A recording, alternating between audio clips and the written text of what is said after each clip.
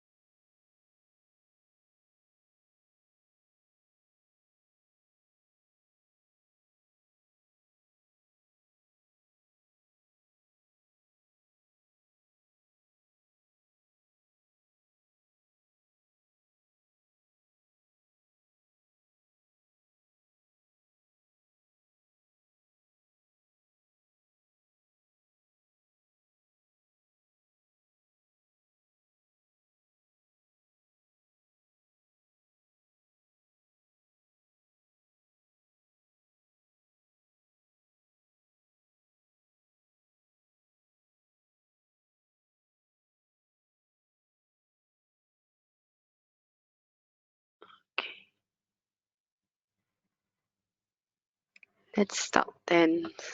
So, good morning, everyone. First of all, we hope you are all well and safe. And we also would like to wish you a happy new year. We are glad to welcome you this morning to this webinar regarding the IPA4SME service implementation for the beneficiaries of the 6th and 7th cutoff. My name is Rassami Couturier, and I am a project manager at GoPacom, a communications agency based in Brussels that is partner in the IPA4SME consortium. Today, our webinar presenter will be Marco Graziado from CARSA, the IPA4SME consortium leader. Before we start, we would like to remind you the deadlines for the cutoff 6, which is the 8th of February. And for cutoff 7, we still have a bit of time because it will be on the 26th of March. So throughout the webinar, please do not hesitate to write your questions in the GoToWebinar question box. All the questions will be addressed at the end of the presentation. So please feel free to use this question box, especially because the deadline for cutoff 6 is the 8th of February. So really, please feel free to ask any question that could come in your mind. Regarding any specific questions, these will be followed up individually by email by the IPA4SME Coordination Center. I wish you a pleasant webinar. Marco, you have the floor. Thank you very much, Rasami, for this nice presentation, and good morning to everybody. And I hope you are well and good health. And above all, I wish you a happy new year. So I am Marco Zadio, innovation consultant from CARSA, and it's a pleasure for me to be here today with you to explain how to proceed in order to benefit the most from IPA4SME support services in an easy and efficient way. So for today webinar, I will use the guide for beneficiaries developed for cutoff 7, along with a presentation I prepared before, where I collected the most important frequently asked question we received during the first year and a half of the project. Before starting with the presentation and with the guide, I would like to remind to everybody that the idea behind this program is that the European Commission strongly believes that the protection of intellectual property is crucial for promoting innovation and for improving your competitiveness. So for this reason, the main goal of IPA4SME project is to facilitate and promote the use of intellectual property. To do it, we basically offer financial and expert support in order to valorize and protect your intellectual property. Can benefit of this project all SME who received a Seal of Excellence from the Horizon 2020 SME Instrument Program. So as I said before, I will use the guide for beneficiary developed during cutoff 7, but generally speaking, the information are quite the same of the guide for cutoff 6. The only, let's say, big difference is the timeline, but again, generally speaking, the information are quite the same. So before starting with the description of the services, I would like to emphasize that for all the beneficiaries that has been awarded to receive more than one service, beneficiary is not forced to follow any particular order in completing the service. So please keep in mind that you are free to use all of the service in parallel or to complete one after the other. This situation is extremely important, especially for the beneficiary who has been awarded with service 1, because a lot of times happened that they asked me, they were not able to activate service 2, service 3 because they were finalizing service 1. But again, what I would like to underline is that if you have a beneficiary that, for example, has been awarded with service 1 and service 3, you can start the process of activating service 3 even if you did not complete yet service 1. So again, you are free to complete or to benefit from the service in parallel or one after one. So the use of EMS, generally speaking, all the support service will be managed through the IPA4SME electronic submission system. You can access to this service by logging into EMS and then visiting my project section under the My Area menu. So here, when you are being selected as a beneficiary, you will find a private space in which you will find all the important information as regard to the services awarded. What I would like to underline is that also in EMS is the only place where you can upload all the documentation to activate service 2 and service 3. So by clicking on my project, a table having the beneficiary name, the cutoff date, and the support action will be displayed. Once you are here, clicking on Go to Support Documentation under the Action menu column, you will find a new screen where you will find a first place called Support Documentation.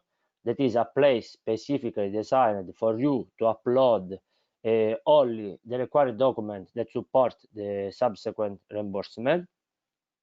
And then you will find also a second area called reimbursement. That is a place to provide the necessary financial information to receive the grant. Since there is no reimbursement for service 1, which is the IP pre-diagnostic service, this financial data is requested only to beneficiaries that are awarded with service 2 and service 3.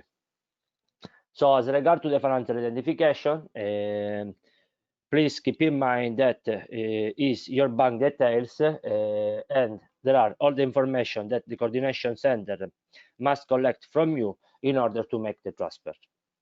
So let's move to the next paragraph, that is the 2.2. Basically, during the entire process, we will kindly ask you to complete a serious survey as a part of your award. So in the following table, as you can see, there is summarized all the survey that you have to complete together with the time frame. So the survey depends on the services that you have been awarded. And as you can see, as a beneficiary, you have to answer surveys before and after the completion of your support service. What is really important to know is that all the beneficiary that has been awarded with service 1 or service 2 or service 3 must complete as soon as possible the IPA4SME self-assessment, because without this survey complete, the service cannot be started. So again, please keep in mind that as soon as possible you have to complete this survey, otherwise the service cannot begin. So the guide also provides a brief description of the survey and their scope. It is important, anyway, it is important to underline that in case you have been awarded with more than one service, you are not forced to complete the IPA4SME self-assessment 2 or 3 times. One time is enough. So let's move to the description of the service that, in my point of view, is the most important part of this webinar. So as I said before, within IPA4SME project, we basically offer 3 services. One is service 1, that is the pre-diagnostic service, and then there are 2 co-financing services. So as regard to the service 1, also named IP pre-diagnostic service, or sometimes IP scannings, please keep in mind that this is a service offered to all SME focused on providing you an IP pre-diagnostic service in order to boost your capabilities and competencies in terms of intellectual property. So we consider this service as the best opportunity to count on a qualified expert in the field of intellectual property and business strategy, with the aim of identifying both the advantage and potential opportunities that you can have as an SME in case you will start to develop your intellectual properties. So thanks to this service, you will have, let's say, the opportunity to identify the main limitation and area of development in order to strengthen, again, your competencies in the field of intellectual property and foster your business strategy. So as you can see here, the workflow of service 1 consists of 5 main steps. So the first step, as I said before, is the completion of the IPA4SME self-assessment, without which the service cannot begin. Then there is the designation of the expert, the initial contact scheduling. Then there is the IP pre-diagnostic service can start, and then there is the post-service IP response questionnaires. So let's go to the description of the 5 main steps. Again, first step, completion of IPA4SME self-assessment. Again, the IP pre-diagnostic cannot begin until the beneficiary surveys results have been provided to the designated expert. Then there is the second step, is when, after collecting your IP for SME self-assessment, the coordination center will facilitate the initial contact between you as a beneficiary and the expert. The process will differ slightly depending on the beneficiary country.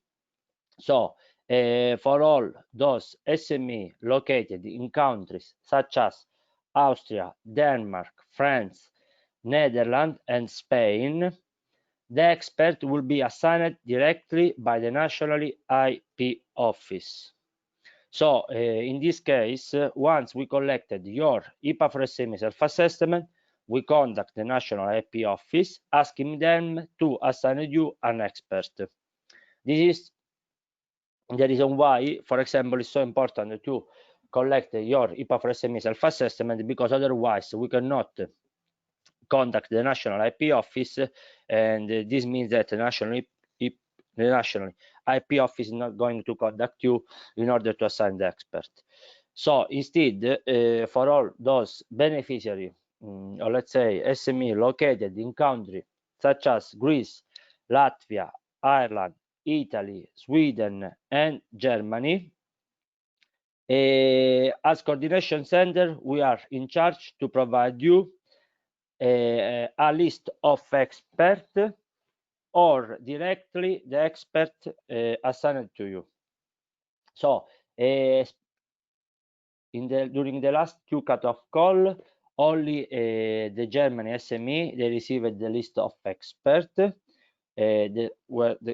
that they can select from.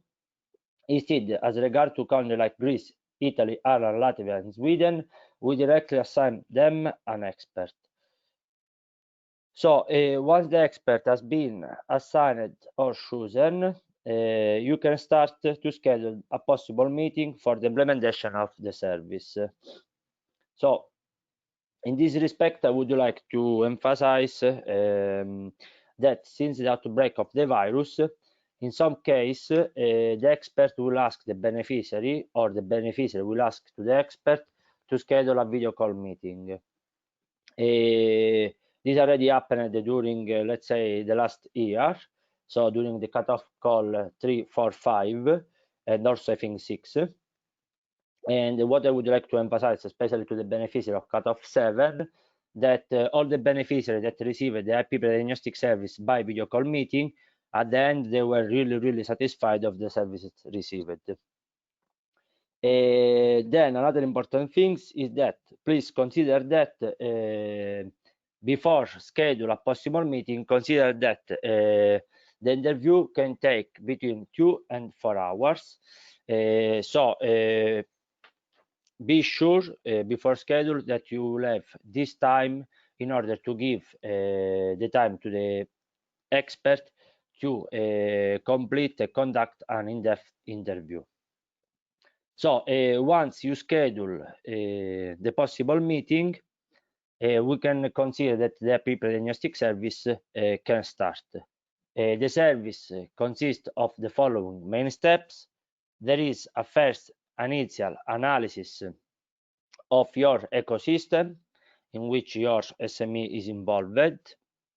So thanks to the revision of the IPA4SME self-assessment, the expert will study key aspects such as market, competitors, products, and service from the intellectual property perspective. Then there is, if needed, an interaction between the expert and the SME in order to collect more information about your organization, always regarding, as I said before, elements such as market, product, process, service.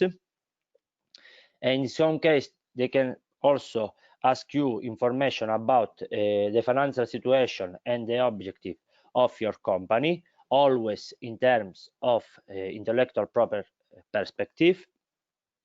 Then there is the interview that can be conducted in person or via video teleconference.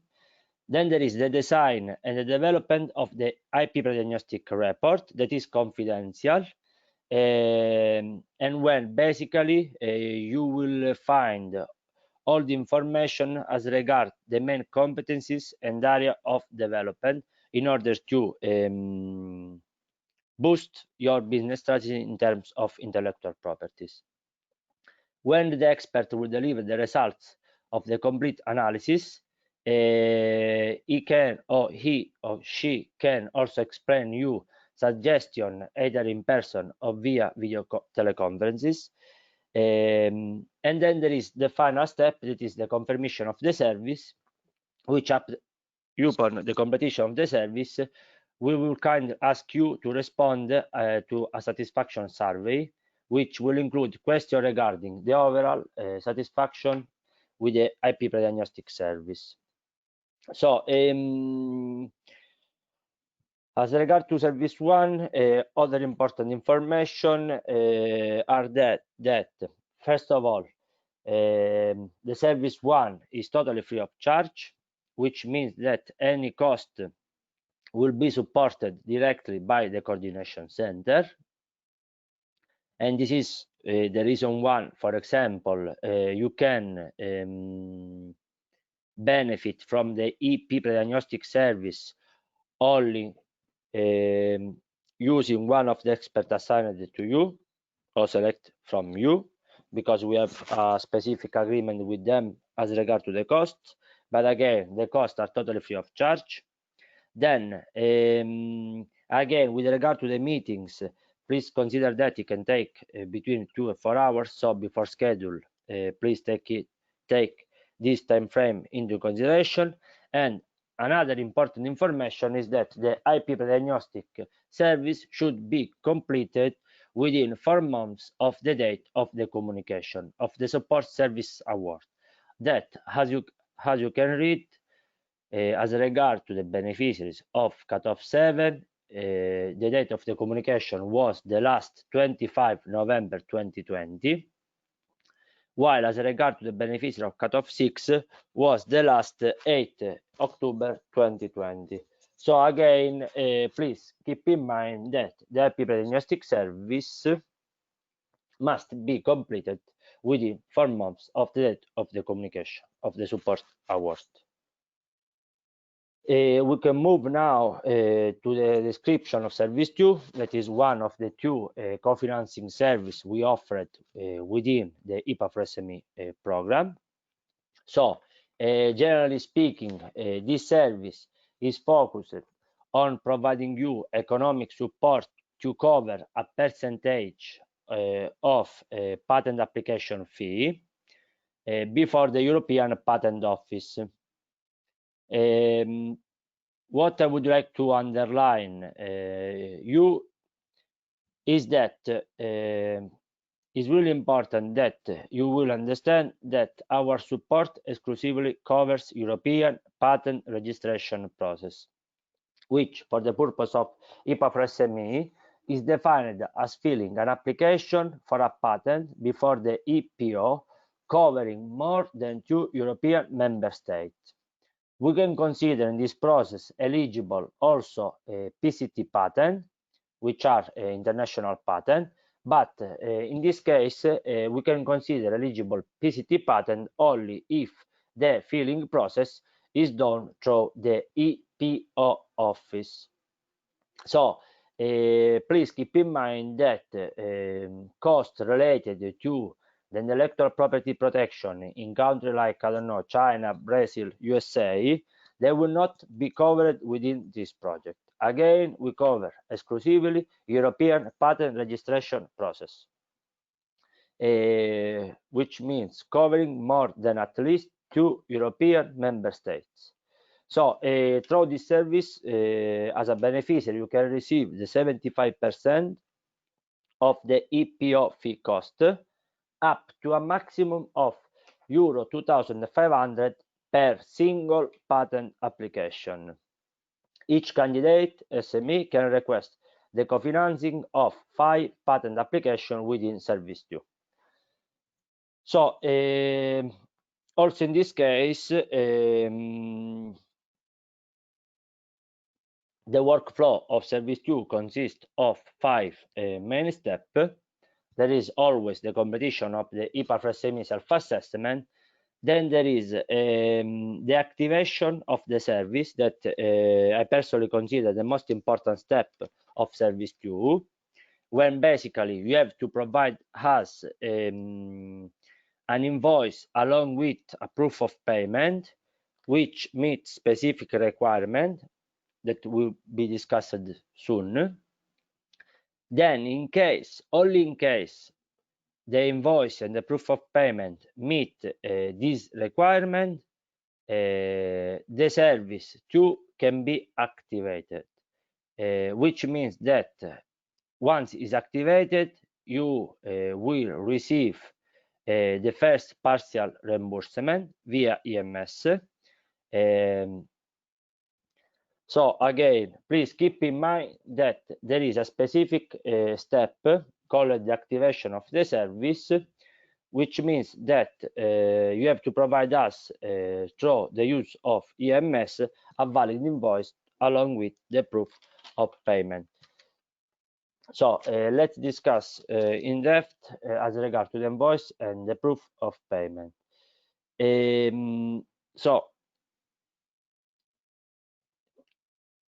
Okay, let's go there.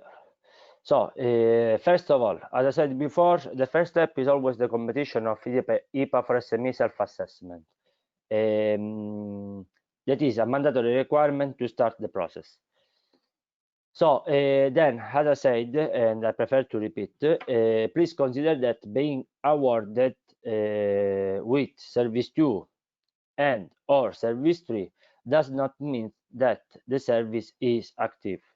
To active the service, beneficiary must provide within 4 months of the date of the communication of award valid documentation through the EMS portal. Valid documentation consists again of an invoice together with its corresponding proof of payment, which must meet specific requirements.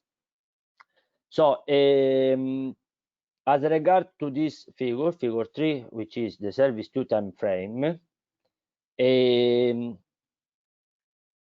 worked like this. Basically, as beneficiary of cutoff 7, you received an email the last 25 November 2020, a communication email when basically you collect information as regard to the services award. So in case you're a beneficiary that has been awarded with Service 2 and or Service 3, please keep in mind that from the 25 November 2020, you will have 4 months to activate your service, which means that you will have until the 25 March 2021 to activate Service 1, Service 2 and or Service 3. Again, activate means provide us an invoice together with the corresponding proof of payment. Once we, as coordination center, validate your documentation, only when the documentation has been validated, you can consider the Service 2 and or 3 activate. When the service is activated, you will receive a first payment request, but then you will have also the time to provide us a second invoice to claim a second payment request, and you will have you can do this until the end of the project, which is the 31 December 21. So I will repeat again just to be clear. First of all, first step, you receive a communication of award. So for example, let's say that I am the company grazie a Dio who applied during cutoff 7, and let's say that I was selected as a beneficiary, and let's say that has been awarded with Service 2. So I received a communication email the 25 November 2020. From this date, I will have until the 25 March 2021 to activate the service, which means again to provide to the coordination center an invoice together with the proof of payment. If the coordination center will validate my documentation, only in this case I can consider Service 2 activate, and I will receive as soon as possible a first payment request, but then I will have also the time to provide to the on EMS invoice for a second payment request, and once the service is activated, I will have until the 31 December 2021 to claim a second payment request. However, in case you are a beneficiary that has been awarded with both Service 2 and Service 3 during the same cut-off call, only in this case we can ensure you an extension of the deadline of additional 4 months, but this happens only when you activate at least one of the two services. So basically, in case again you are a beneficiary awarded with both Service 2 and Service 3, beneficiary will be given an additional 4 months to activate the Service 2 when they activate the corresponding Service 3 support from the same cut-off call. The opposite situation is valid. So again, using the example that maybe is more easy for you to understand, if I have a company, the radio company, that has been awarded with both Service 2 and Service 3 during the same cut-off call, if I will provide to EMS valid documentation to activate Service 2, and let's say that the documentation are valid, together with receiving a first payment, a first reimbursement as regard to Service 3, and together with have the timeline postponed to the 31 December 2021 to provide to EMS a second invoice and proof of payment to claim a second reimbursement, I will have also additional 4 months to activate the corresponding Service 3. So I will have until the 25 July 2021 to provide on EMS with documentation to activate the missing Service 3. But again, service activation extension is valid only for the beneficiary who has been awarded with both Service 2 and Service 3 during the same cut-off call. So other important information, again, as I said, once activated, you will have until the end of the IPA4SME project to make a second request for reimbursement. Then, if a beneficiary is not able to activate the Service 2 award within 4 months, the support will be cancelled. But please keep in mind that a service cancelled does not mean that you cannot apply during a next IPA4SME open call.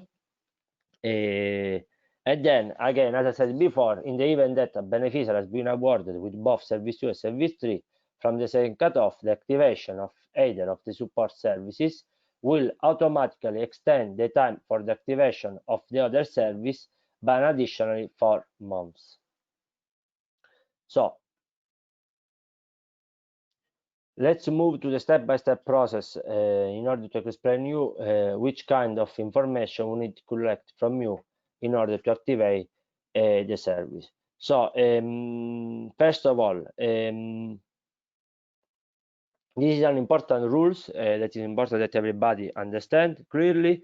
That is that it has been established that each granted Service 2, but also each granted Service 3 will be for a unique European patent application process. In other words, when IPA4SME select an application submitted to its call, this is just for one single European patent. So, in case as a company you have several patent application processes in the pipeline, if you want to receive financial support for all these patents, you may submit several IPA4SME applications, and you can do this in the same cutoff call date or in future ones.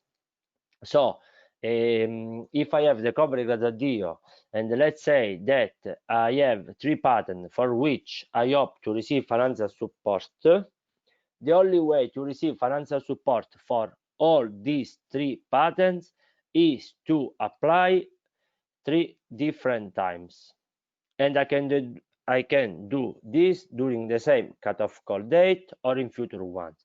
So maybe I can apply 3 different times during cutoff call 7, or for example I can apply 1 time for cutoff call 7 and 2 times during cutoff call 8. But again, please keep in mind that one application. If you apply only one time, you can receive financial support only for one single European patent. So, as regard to the activation, as you can read in the guide, again, first step is the completion of IPA4SME self-assessment. Then there is the activation. As regard to the activation of service 2, please keep in mind that there can be two possible options. Option A, when the EPO patent registration is made by an IP patent attorney on behalf of the beneficiary company, but there is also the option B that we will be soon, when the EPO registration has been made directly by the beneficiary company. So let's start to talk as regard to option A, that again is when the EPO patent registration is made by an IP patent attorney on behalf of the beneficiary company. In this case, to consider valid the invoice and to activate the service, you must provide to EMS with a valid IP patent attorney invoice together with the corresponding proof of payment. As regard to the valid IP patent attorney invoice, beneficiary can only be reimbursed once they have one or more valid invoice from an IP patent attorney. To be considered valid service 2, the invoice must be issued after the date of the communication of award, which means that the invoice must be dated after the 25 November 2020.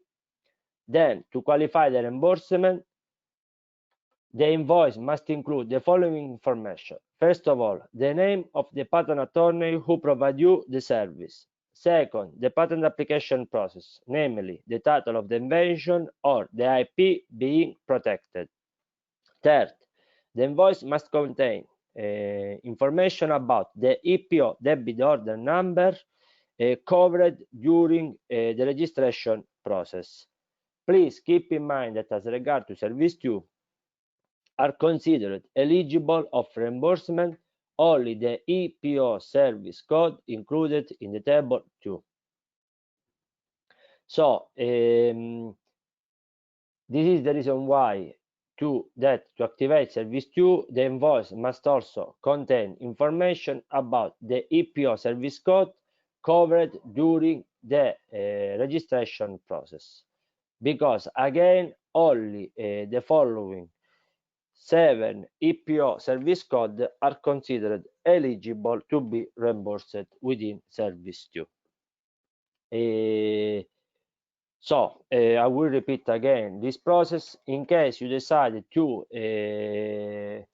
contact or to hire an IP patent attorney in charge of completing the EPO patent registration, to activate the service, we must collect from you a valid IP patent attorney invoice, which again, the invoice must be dated after the date of the communication of IPA4SME support. The invoice must contain the name of the patent attorney, the title of the invention, and also a list of the EPO debit order number covered during the registration process.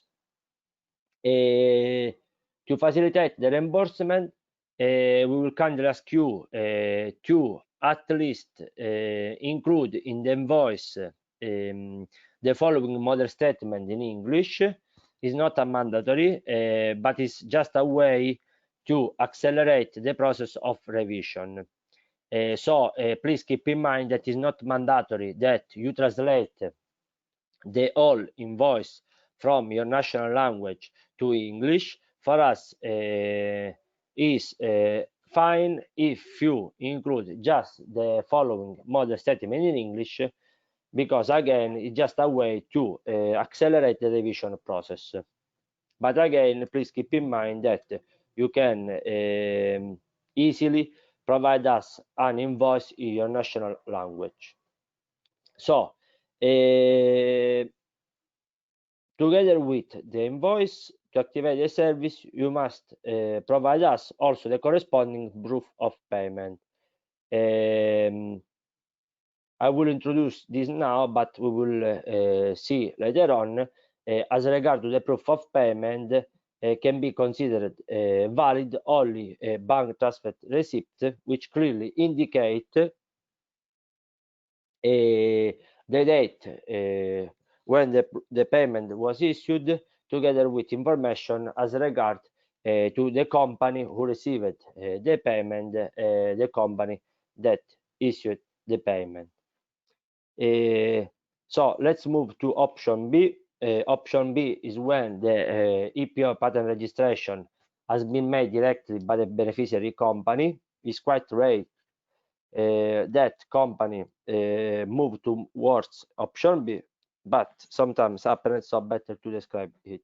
So in case you decide to register your patent application by yourself without hiring any IP patent attorney, in this case, if you want to activate the service, rather than an invoice, we must collect from you the valid EPO debit order submission confirmation.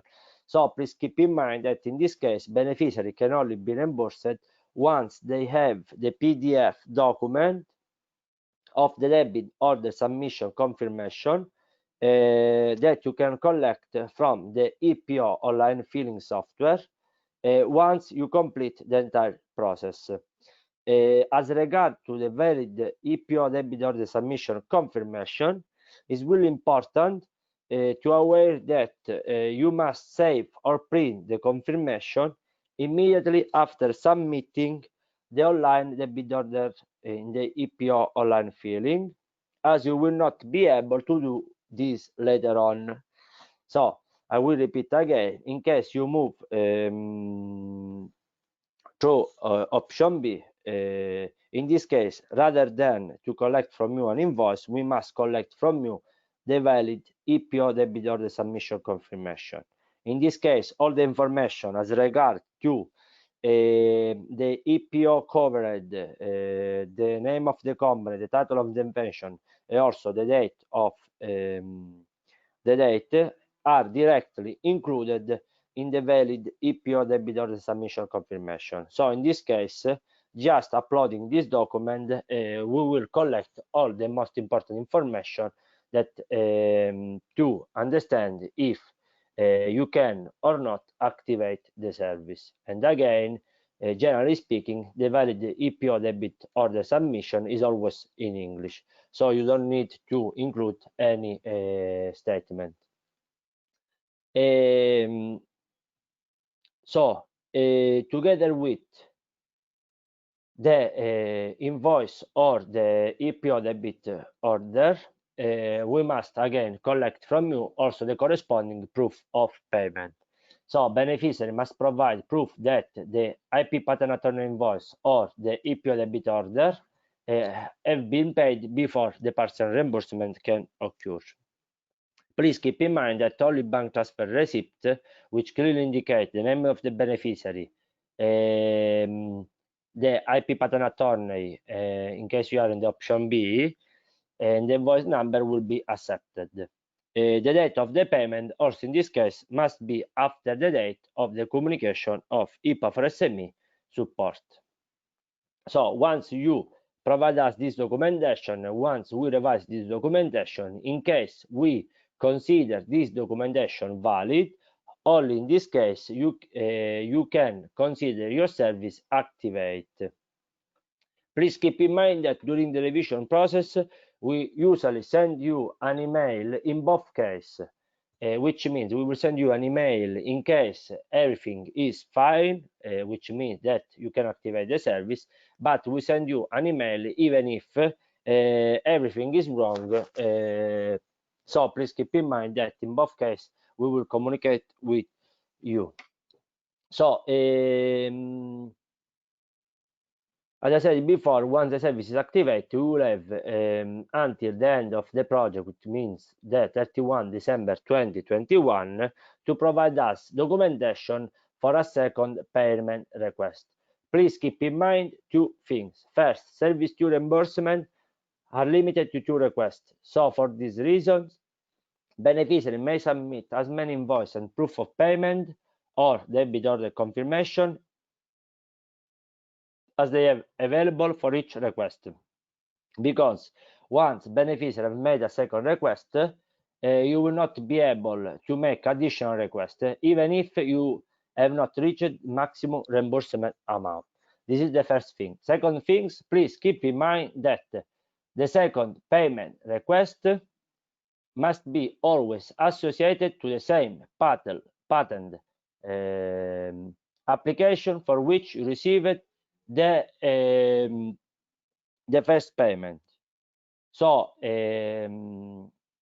please keep in mind this, that again the second payment request should be associated to the same patent application, which means that you have to provide us invoice and proof of payment, and in the invoice must contain the same title, the same IP number of the invoice through which you activate the service.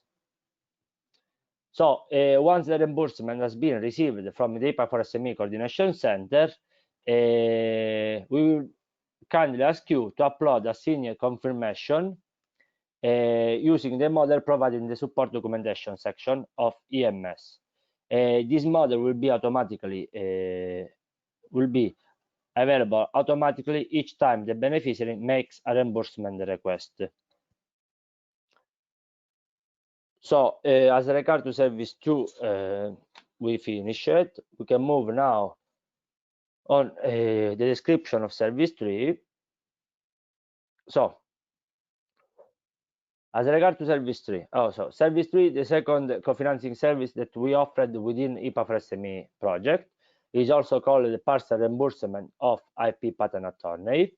And within this service, we basically cover the cost for hiring an IP patent attorney for the purpose of either preparing the filing for a European patent, but we also cover the cost in case for a general reason you decide to discontinue an initial idea of patent application.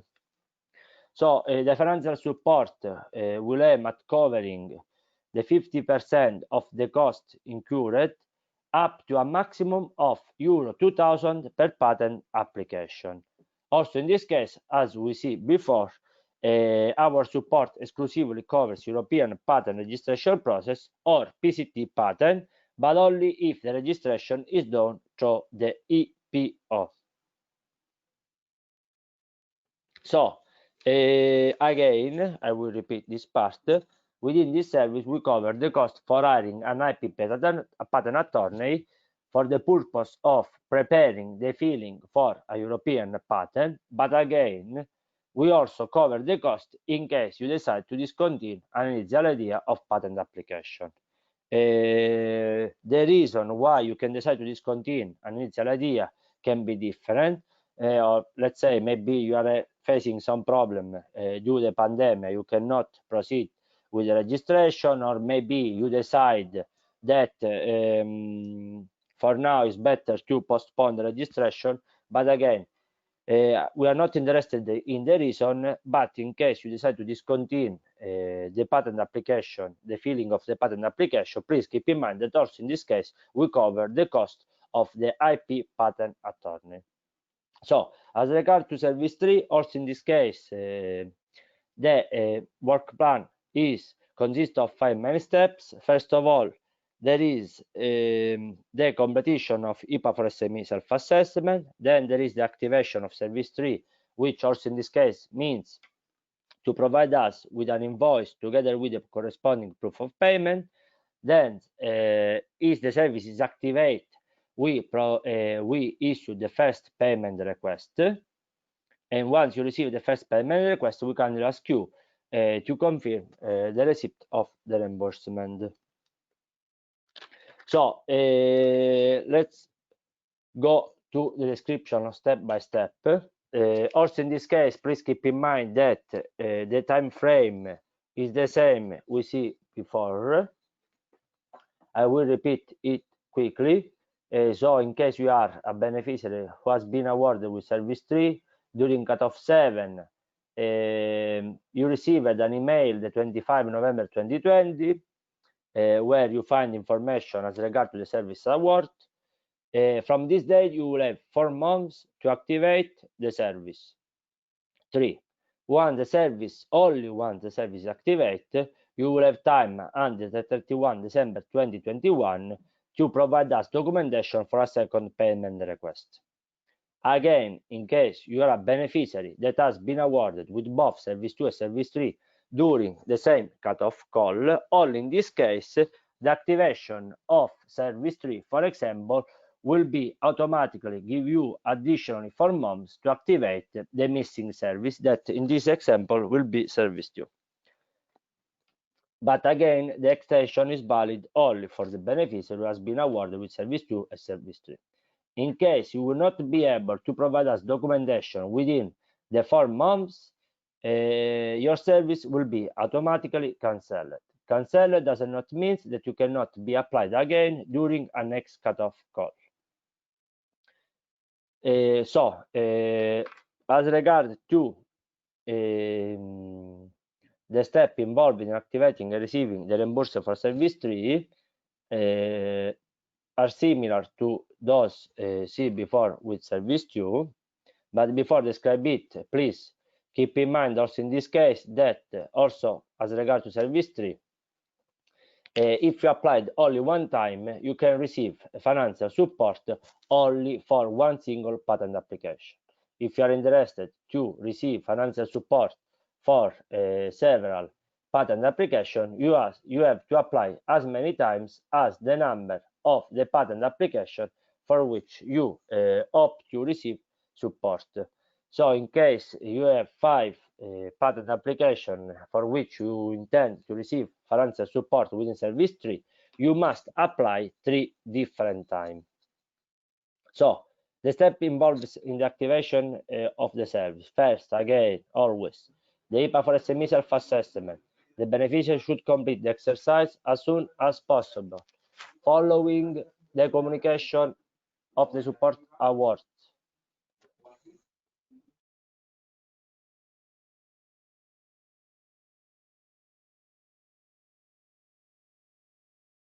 Then, once you complete the IPA4SME self-assessment, all in this case, the service can be, you can start to benefit from the service. To activate the service, again, you must provide us a valid IP patent attorney invoice together with the corresponding proof of payment. As regard to the valid IP patent attorney, beneficiary can be reimbursed only once they have one or more valid invoice from an IP patent attorney entitled to act before the EPO. As regard to these requirements, please keep in mind that, generally speaking, at least almost all the attorney company, at least there is always one IP patent attorney entitled to act before the EPO.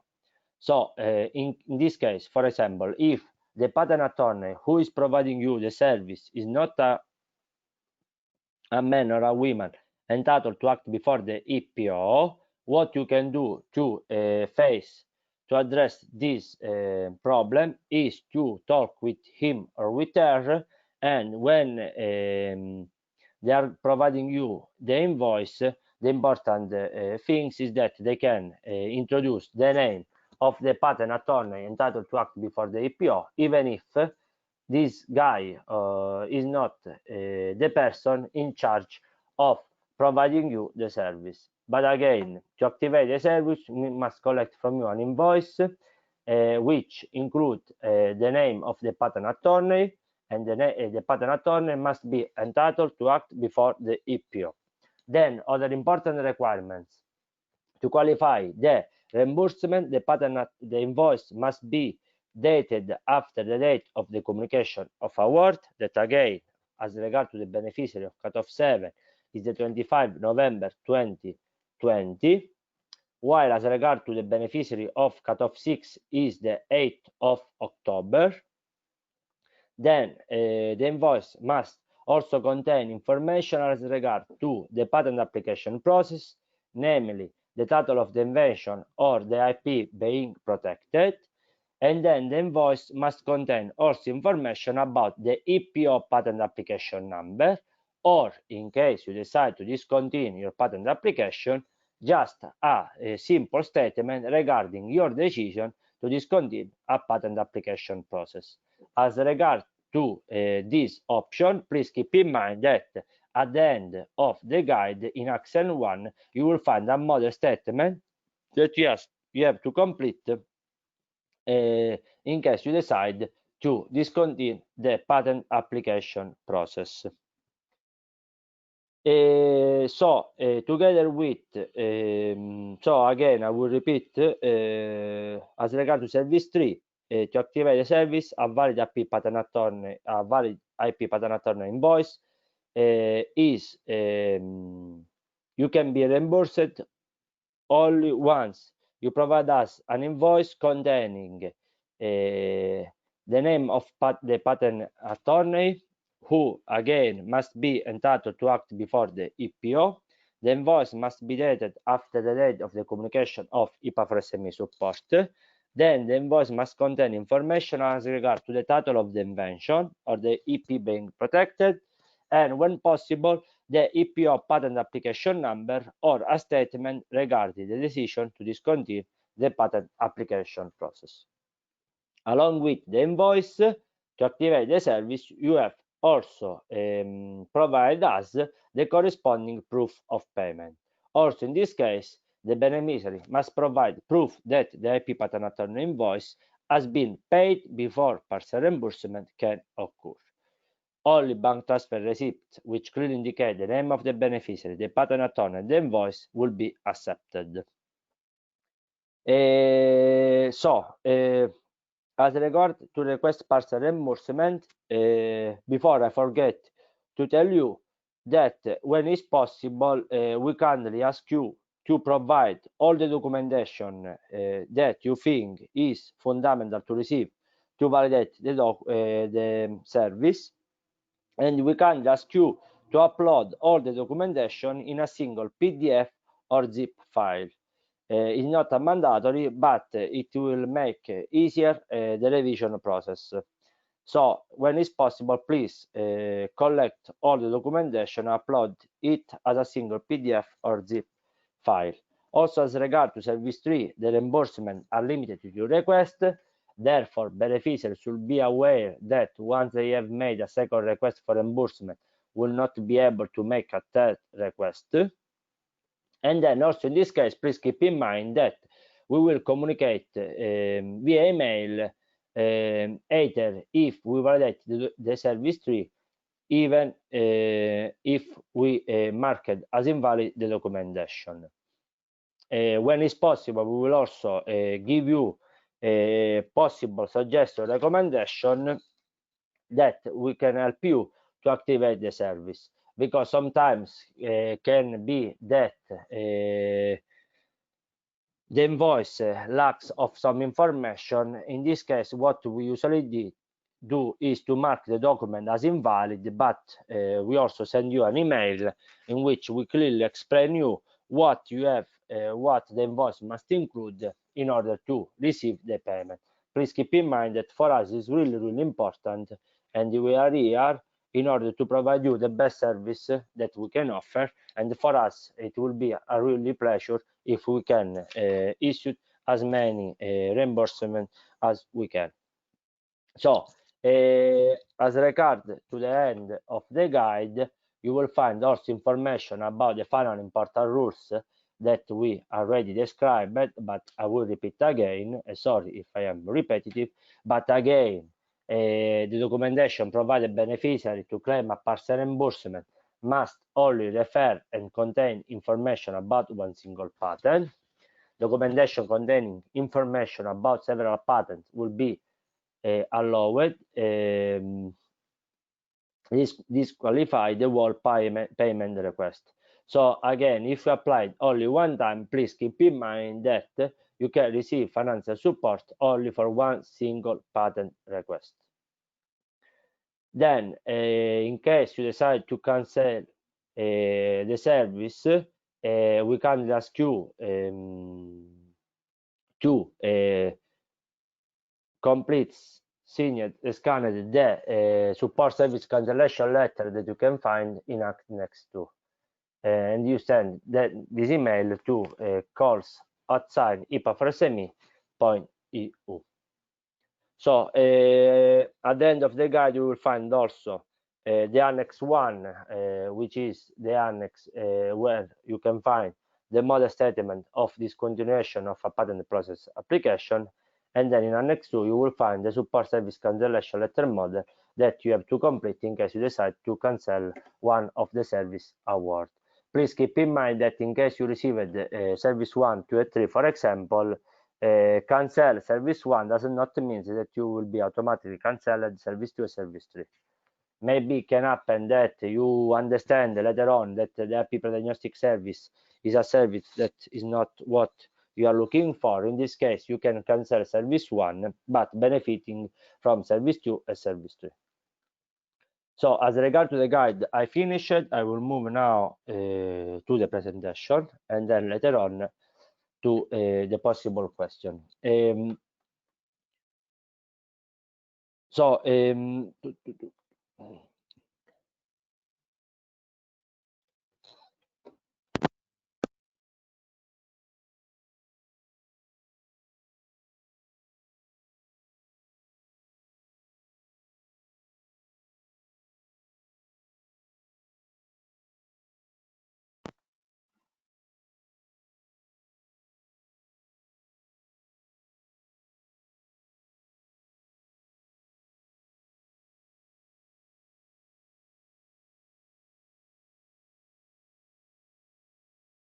Marco, are you there?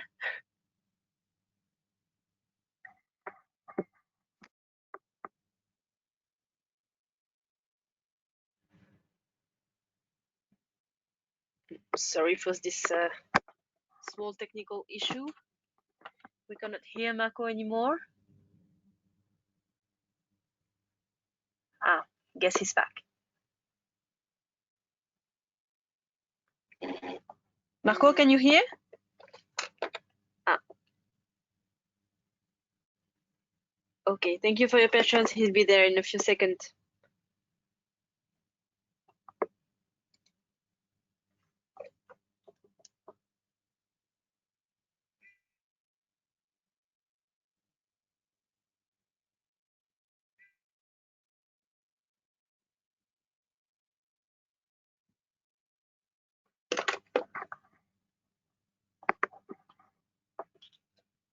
Hello?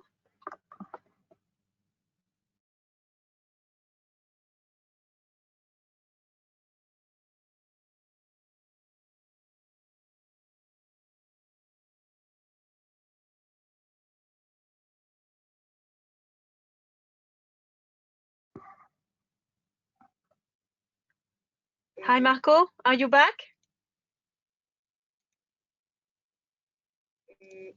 Marco?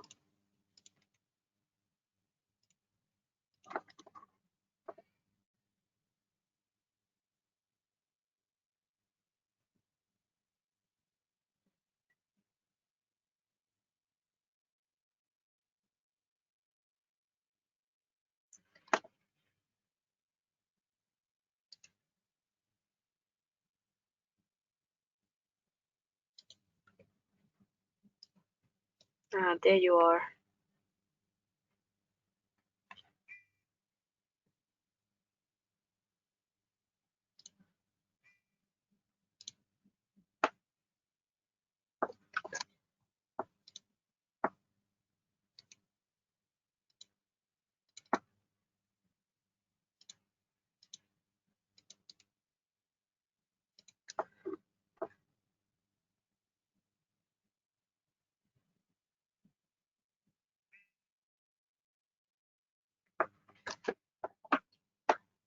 Okay, very sorry for this technical issue. Marco is trying to log in again.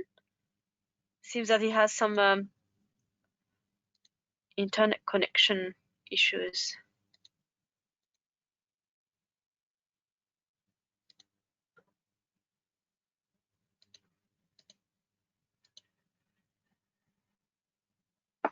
We can see his screen and his mouth moving. We're trying to solve this as soon as possible. Very sorry.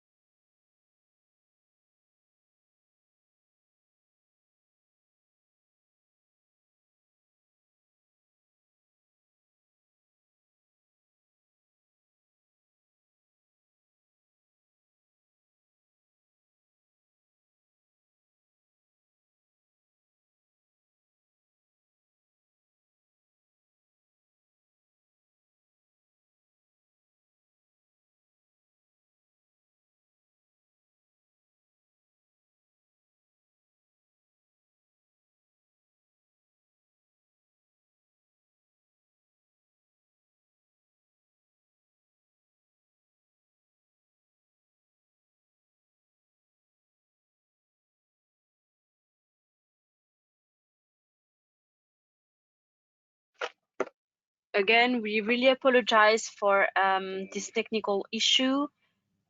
We are really trying to solve this as soon as possible, but it seems that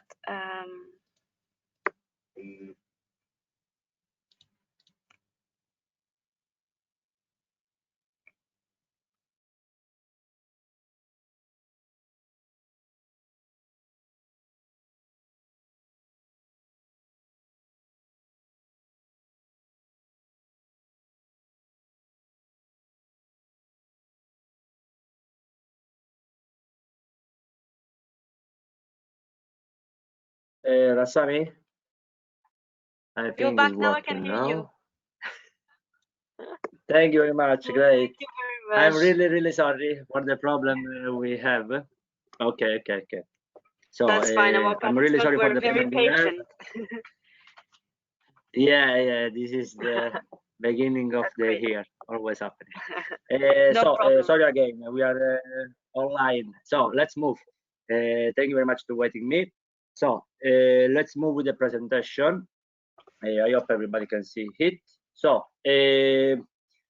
as I said before, in this presentation, we basically collected the most important frequently asked questions we received in the course of the first year of the program. So, question number one. There is a return limitation for justifying EPO and IPA4SME fee after a SME has been selected for support under the IPA4SME program. So, as I said different times, and again, I'm a repetitive guy, but I prefer like this. There is a specific time frame that you have to respect. So, this figure is specifically for beneficiary who has been received services support during cutoff call 7, but generally speaking, the same rules are for those who benefiting from service during cutoff call 6, but there is a specific time frame, so beneficiary must activate the support service within 4 months of the date of the communication of the award. Once activated, you will have until the end of IPA4SME project to make a second request for reimbursement. So if a beneficiary does not activate the service award within 4 months, the support will be cancelled. But this does not mean that you cannot benefit later on during another cutoff call. So then, in the event that you are a beneficiary that has been awarded with both service 2 and 3 from the same cutoff call date, the activation of either of the support service will automatically extend the time for the activation of the other service by an additional 4 months. I like to use example to explain you how everything works, and I will use an example again. Let's say that I am the Gazzadio company benefiting from service 2 and 3 during cutoff call 7, the 25 November 2020. The coordination center of IPA4SME project sent me an email which communicate that has been awarded with both service. So from the 25 November 2020, I will have time until the 25 March 2021 to activate at least one of the two co-financing service. Activate the service means provide to EMS a valid documentation which consists of an invoice together with the corresponding proof of payment, which must meet specific requirements. Once I activate, for example, service 2, I will receive as soon as possible the first payment request, the first reimbursement. Then I will have until the 31 December 21 to claim a second payment request, but in this case, the documentation must be always associated to the same pattern for which I received the first reimbursement. And also, I will have additional 4 months to activate the missing service that in this example will be service 3. So I will have until the 25 July 2020 to provide documentation to activate service 3. Please keep in mind that, as I said at the beginning of the presentation, it's not a mandatory to complete the service one by one. You can start to benefit from the service in parallel, but also please keep in mind that you must not complete service 3. You cannot start to benefit from service 3 if you did not complete service 2. What I would like to say is that you can start to benefit from service 3 even if you did not complete service 2. This is the same in case you are a beneficiary of service 1. You can start to benefit from service 2 on and or service 3, even if you did not complete the IP pre-diagnostic service yet. Question number 2. I'm already working with an IP patent attorney. Are his or cost reimbursable? This question is specific of service 3. As I said before, for IP patent attorney fee to be reimbursed, the person issuing the invoice must be a professional entitled to act before the EPO, who has been hired by an SME for the purpose of the filing of a European patent or at least a PCT patent being done through the EPO. A list of eligible IP patent attorneys can be found following the link, or you can find it at page 20 of our guide for beneficiaries. I would like to say to add that at the end of this webinar, gopa.com will send you an email where you can find the link to follow me again, the link to follow me again, but you will find also the guide for beneficiary along with this presentation attached to this email. But as I said before, please check if the patent attorney who is providing you the service is entitled to act before the EPO.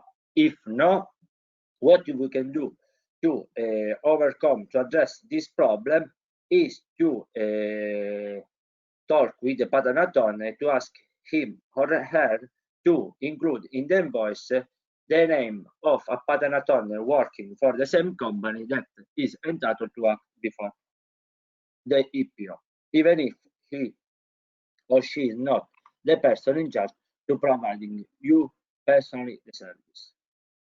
Then question number 3, are all the types of patent eligible to be subject of IPA4SME support? The answer is not. As I said before, our support exclusively covers European patent registration process, which for the purpose of IPA4SME is defined as filing an application for a patent before the EPO covering more than 2 European member states. As I said before, we can cover also PCT patent application, but the registration process should be done through the EPO office. Therefore, no cost for IP protection in countries like USA, China, Brazil, and so on will be covered. Question number 4, what if a service 3 beneficiary SME does not have a EPO patent application number yet? It can happen that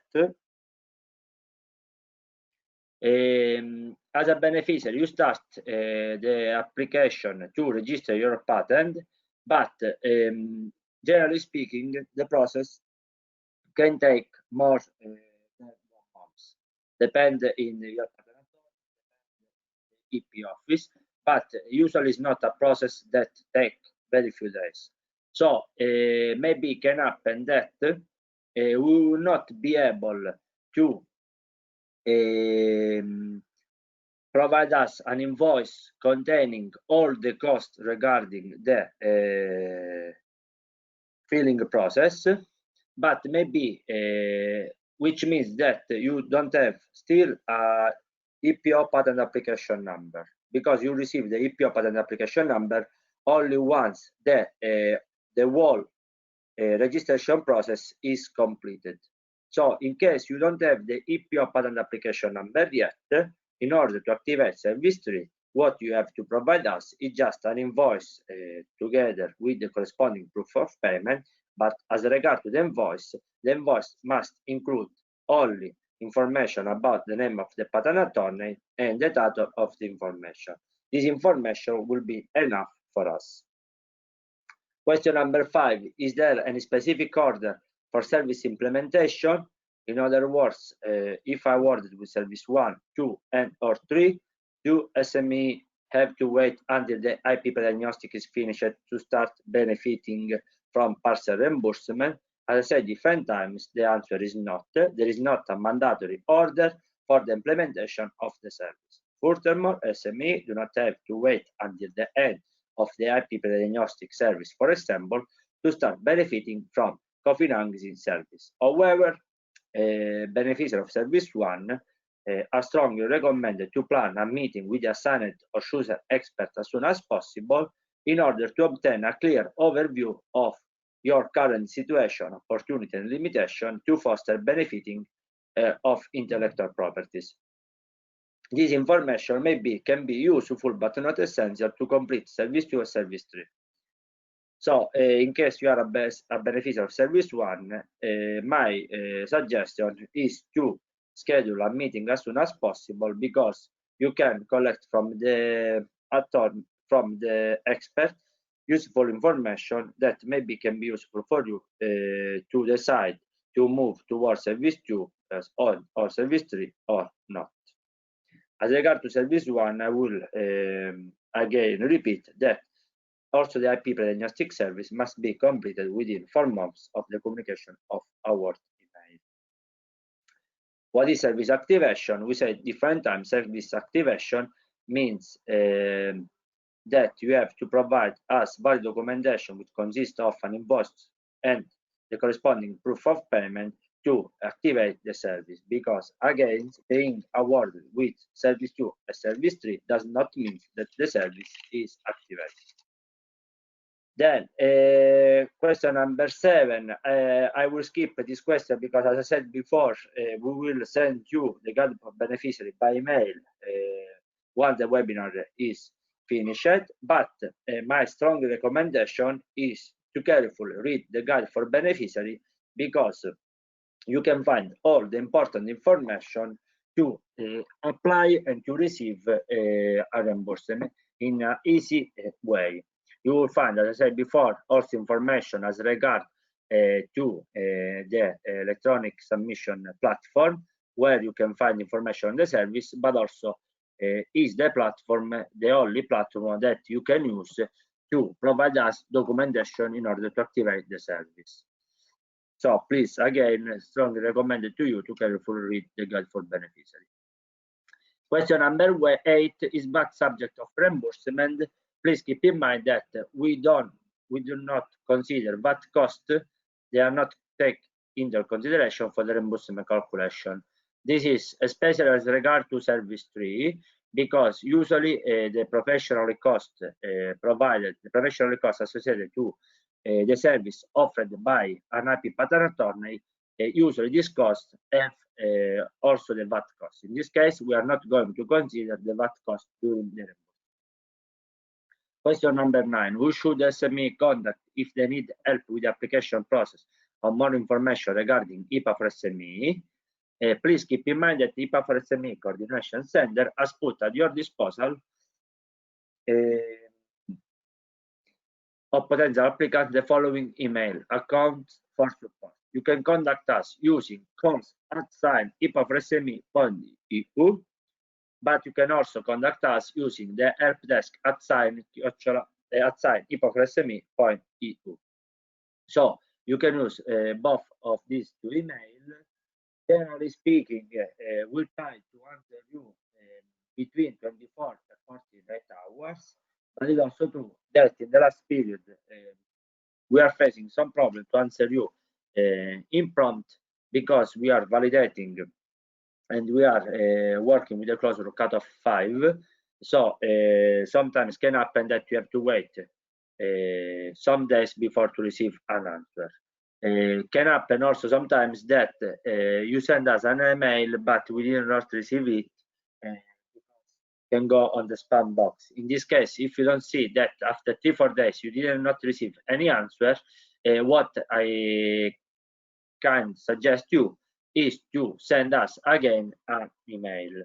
But again, please keep in mind that we are here to try to do our best to answer to all the email, as to provide you all the most important information in order to help you with the support, the financial support. So you can follow us on Twitter, Facebook, and LinkedIn. The consortium, as also Rasami said at the beginning, consists of CARS as coordination leader, Università di Alicante, and Gopa.com. Thank you very much for following me. As I said, Marco Zaddio, Innovation Consultant. I will now move the question trying to answer to all of them.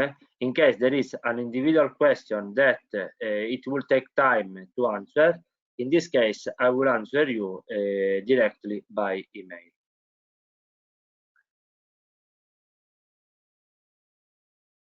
So,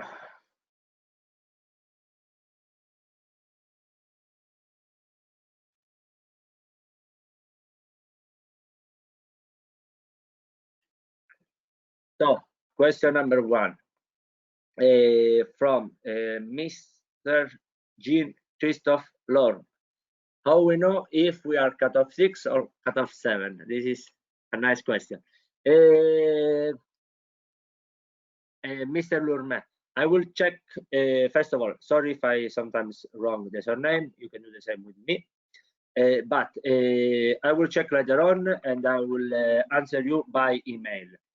However, if you are curious to know if you are a beneficiary of cutoff 6 or cutoff 7, as I said before, depend on the communication of award that you receive. If you receive an email on the last 25 November, on the last November 25 means that you are a beneficiary of cutoff 7, while if you receive an email the last 8 October 2020, you are a beneficiary of cutoff 6. However, as I said before, I will send you an email later on and I will let you know which cutoff you are attending. So, question from Bruno Boisono Sir. It's difficult surname, I'm sorry, but okay, Mr. Bruno is asking me, we have several European patent applications underway. Can we submit invoice for several patent applications for service 2 and service 3, so long as we stay within the 15,000 euro overall limit? Mr. Bruno, as I said different time, you can receive financial support for different patent application. However, if you applied only one time, you can receive financial support only for one single patent application. So in this case, if your company has several patents in the pipeline, but you applied only one time, what I kindly recommend you is to apply again during the cutoff call date. Please keep in mind that at the end of February, we will have the last day to submit application for the cutoff call. So, for example, if you have 5 patent applications, but you applied only one time during cutoff call 7, what I recommend you is to apply 4 different times during cutoff call 8. In case we will be selected again, and we will select all the 4 patent all the 4 applications. Only in this case you can provide us documentation regarding the different patent application. Again, as I said before, for single patent application, we cover the 75% of the IPA fee cost within service 2 up to a maximum of euro 2,500. As regards to service 3, we cover the 50% of the cost to hiring IP patent attorney up to a maximum of euro 2,000 per single patent application. And as Mr. Bruno remember us, please keep in mind that the total amount which can be provided by IPA4SME to any single SME is limited to euro 50,000. As regard always a question from Mr. Bruno, it is possible to get any time extension for presenting invoice. Mr. Bruno, what I can tell you is that unfortunately we cannot provide you any extension for presenting invoice. So I'm sorry to say that you are forced, but yeah, unfortunately you are forced to activate the service within 4 months. Now, what I can tell you, this is a suggestion.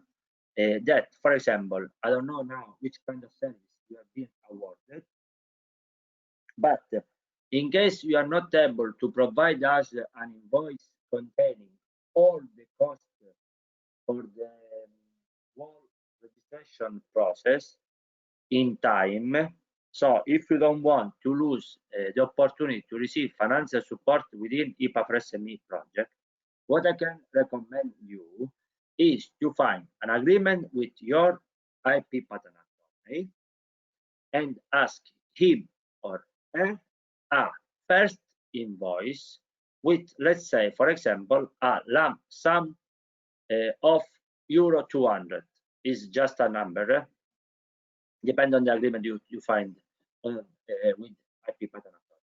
So, for example, you can ask to your patent attorney to provide you an invoice of euro 200, where you can include a preliminary study of the patent application. This is invoice.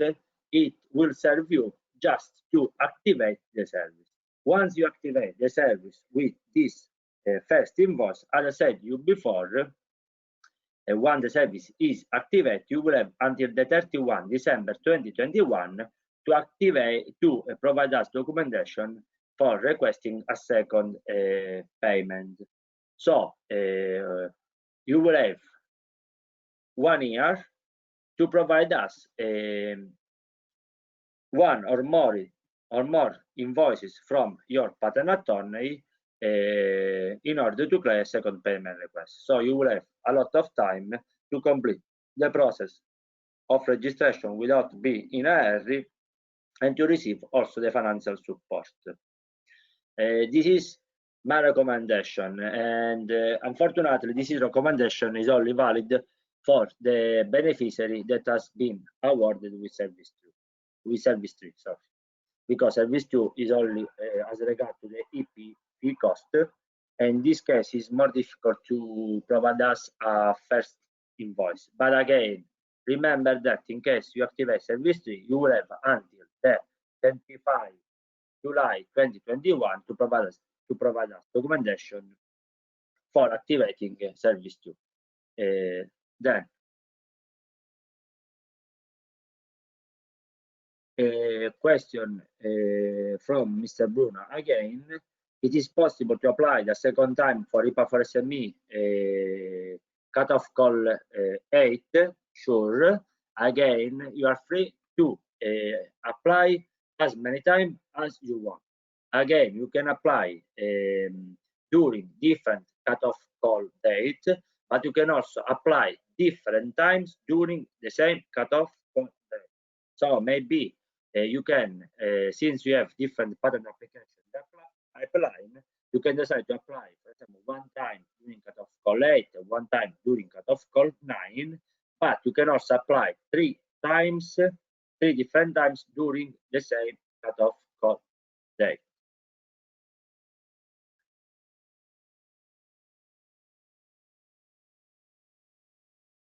Then let's see.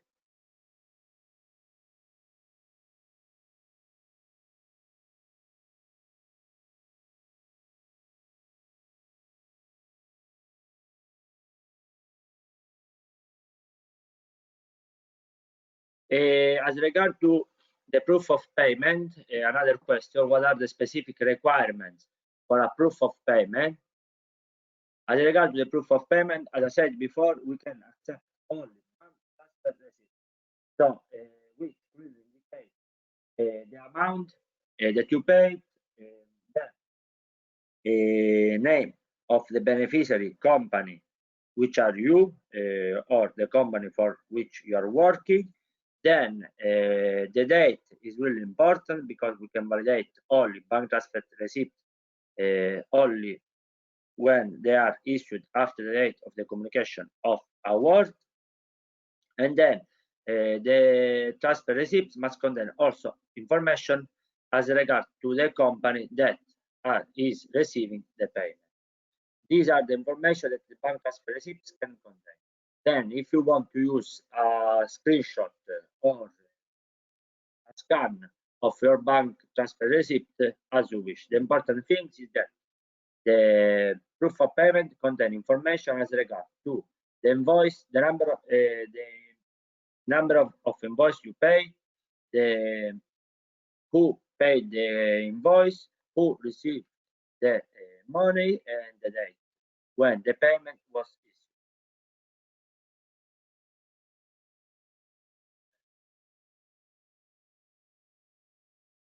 So, question from Mr. Peter Collert. I have received an invoice covering both patent registration fee and attorney fee for its registration. Can I use the same invoice to register under both Service 2 and Service 3 for the respective part? Yeah, sure, Mr. Collert. So, generally speaking, what I can tell you that generally speaking, in many cases, a company received only one single invoice, which contain both cost to register the patent and the professional cost regarding to the service that the patent attorney provided you. In this case, if you have one single invoice, if you want to receive financial support within Service 2 and Service 3, what you have to do is simply upload this invoice with a corresponding proof of payment under both Service 2 and Service 3 space. But again, it's not a problem to provide us only one single invoice. However, as I said before, please be sure that the invoice contains the information we are looking for, especially as regard to Service 2, because as I said before, Service 2 invoice to be activated, the invoice must contain also information as regard to the IPO fee covered during the cost. So in case in the invoice just appear the sentence official fee, in this case we cannot recognize which kind of IPO cost you covered during the registration. So in this case we can consider the single invoice as valid for Service 3 but not for Service 2, because we must collect from you additional information. But again, if you have one single invoice, it's not a problem if you use this invoice for both Service 2 and Service 3.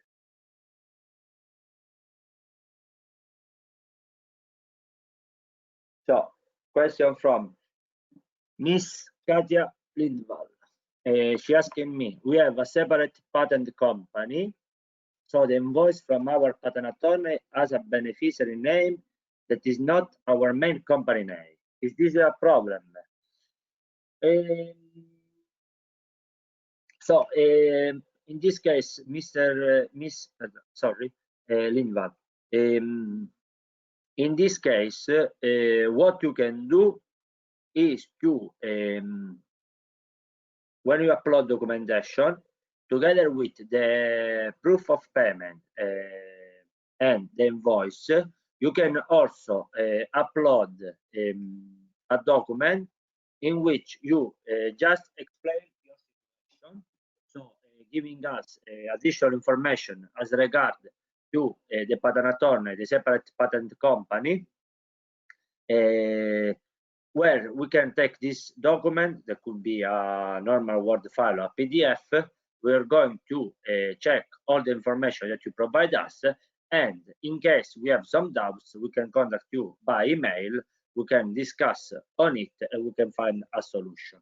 But generally speaking, should not be a problem. It will be a problem if you just upload an invoice together with the proof of payment and we see that there is some discrepancies between the proof and the invoice. But if you explain us by a document all your situation, for us is not a problem. Again, in case we have some doubt, we can contact you and we can find the best solution in order to provide you to activate the service to provide you the reimbursement.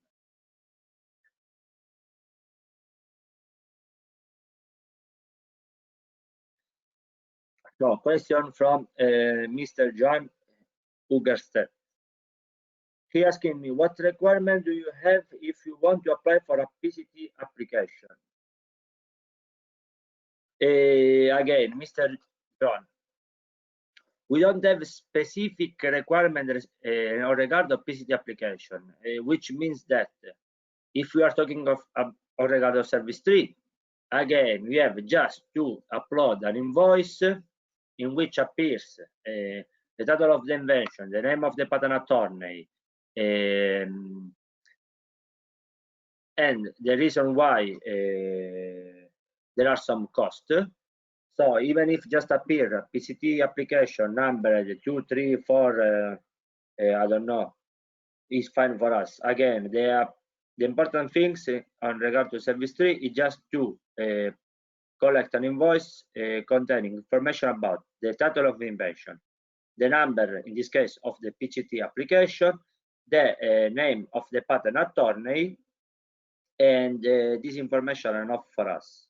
Then, as regard to service 2, again, the invoice must contain information as regard to the EPO fee covered during the application process. I would like to underline to all the people interested to filling a PCT application more than a EPO application that there are some costs, so some EPO fee costs that are the same for the PCT application.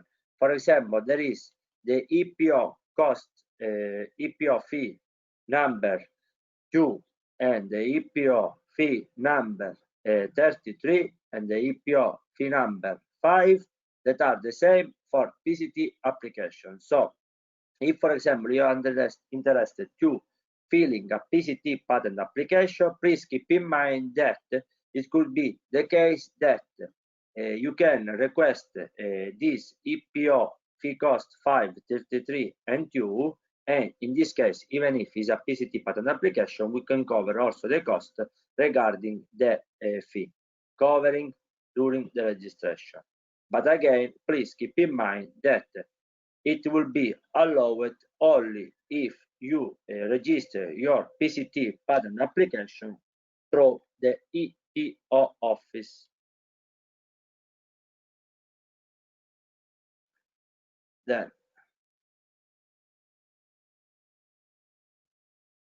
question from Miss Katia Lindvall. Can Service 2 and Service 3 contain different patent application, or must it be the same? So, the answer is, Miss Katia, the answer is, as I said before, if you apply only one time, you can receive financial support only for one single patent application. Now, what can happen? That in the majority of the case, who has been awarded with both Service 2 and Service 3 provide us invoice regarding the same patent application for both Service 2 and Service 3. So let's say that as a Gradetio company, I'm uploading an invoice regarding the patent, let's call it Carsa patent, and I'm uploading this the invoice regarding the Carsa patent for both Service 2 and Service 3. Again, as I said before, one application, one patent. However, can happen that maybe a company wants to receive financial support within Service 3 for a patent, let's call it patent Carsa, and is interested to receive financial support within Service 2 for a patent, let's call it patent GOPA. So let's say that you have two different patents, patent Carsa and patent GOPA, and you are interested to receive financial support within Service 3 only or regards on one patent, and you want to receive financial support within Service 2 as regard to the other one. In this case, even if it's really, really rare, you can provide us invoice regarding two different patents within Service 2 and Service 3. But again, generally speaking, easily provide us invoice as regards to the same patent application. Then, if you have different patent again, and you want to receive financial support within Service 2 and Service 3 on all these patents, what you have to do is to apply different times. and then once selected, you can receive. So you have to apply as many times as the number of the patent for which you want to receive financial support, and then once selected, we will refund you.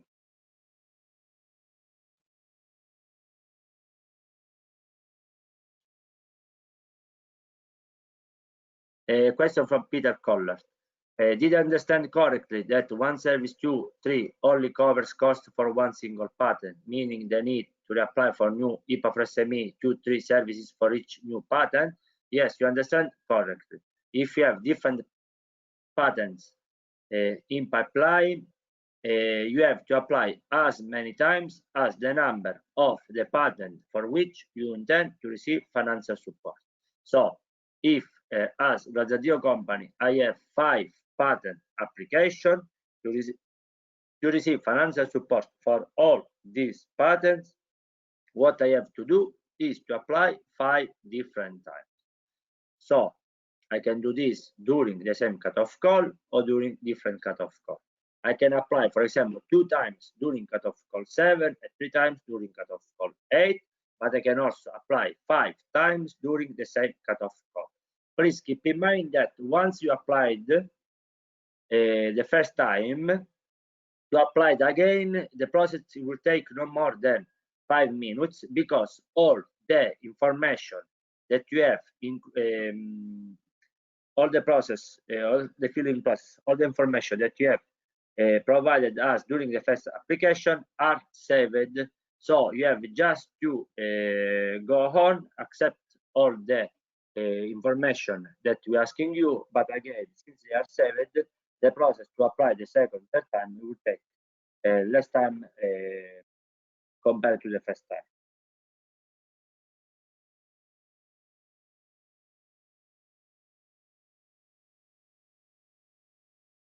Question from Mr. Igor Atroshenko.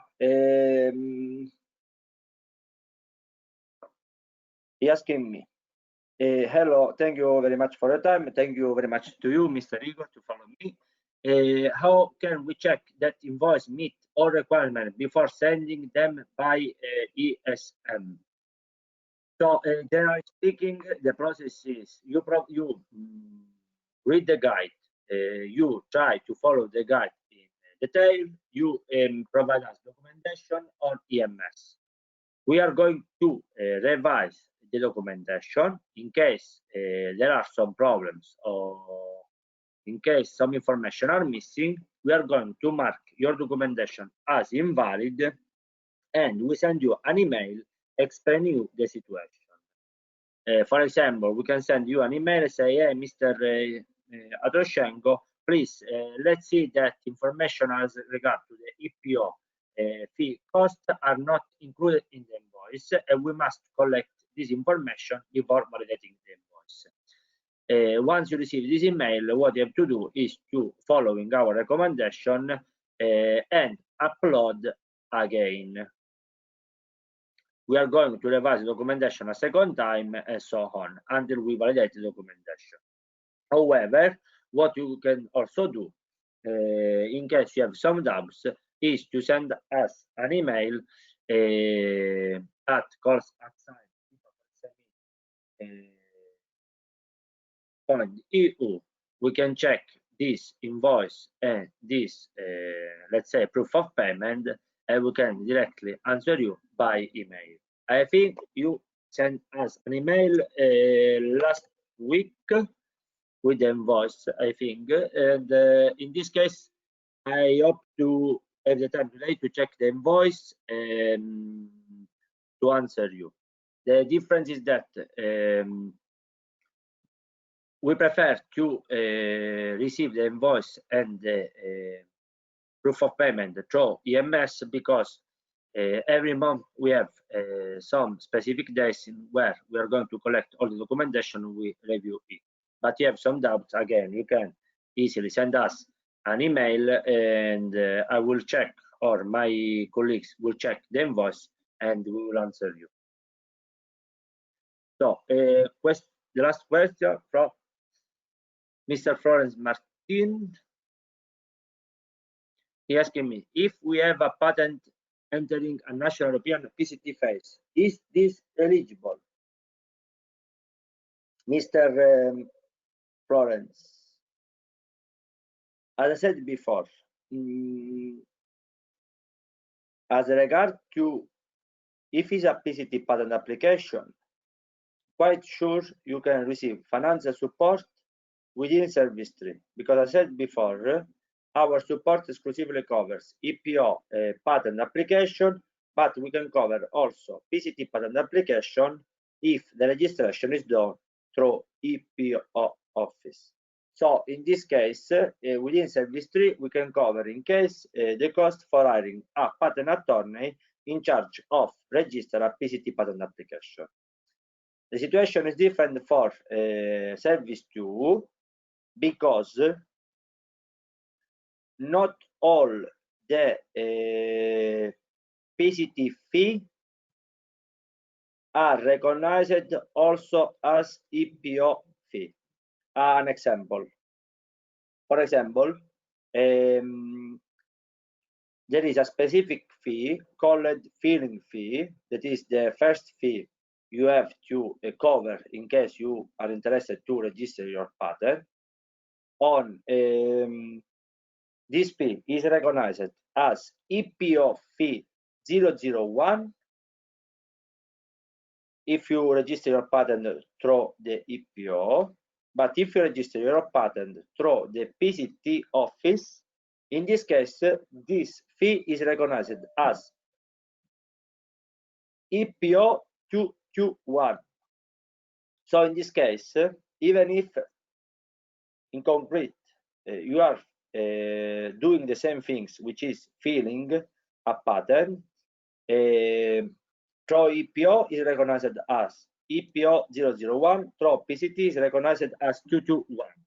So in this case, we cannot consider eligible that cost because in the invoice there will appear as EPO 221, also called international PCT fee. So in this case, we cannot cover this cost, but as I said before, there are the cost as regards to EPO 002, EPO 005, and EPO 33 that are the same for both EPO and PCT. So even if you proceed to register a PCT patent, you can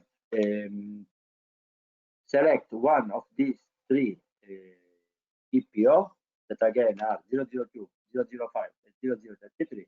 In this case, since they are the same for both EPO and PCT office, in this case, we can cover this cost within service 2, even if you are filing a PCT patent application. But again, as regards to service 3, quite sure that we can cover your cost without any problem. I hope that everything was clear. Again, in case you have some doubts, you can contact us at call@IPA4SME.eu or helpdesk@IPA4SME.eu. As soon as possible, we are trying to provide you all the information that you need. But again, if you have any doubts, don't hesitate to contact us. Again, my recommendation is always to read in depth the guide in order that once you read the guide in detail, you have a clear overview of the general situation, and it will be also more easy for you to contact us to have more detailed information. But if you don't have, if you never read the guide, it's normal that you can have problems in understanding how the process works. So again, do not hesitate to contact us, but first try to take at least a look to the guide for beneficiaries, and then contact us. It will be more easy for us, for you to understand, and for us it will be more easy to help you. Thank you very much for following me. Again, sorry if we have some problems during the webinar, and again, as I said before, later on you will receive an email containing the guide and the presentation together with the link to follow me again. Thank you very much, and I hope to hear you soon. Have a nice day. Bye.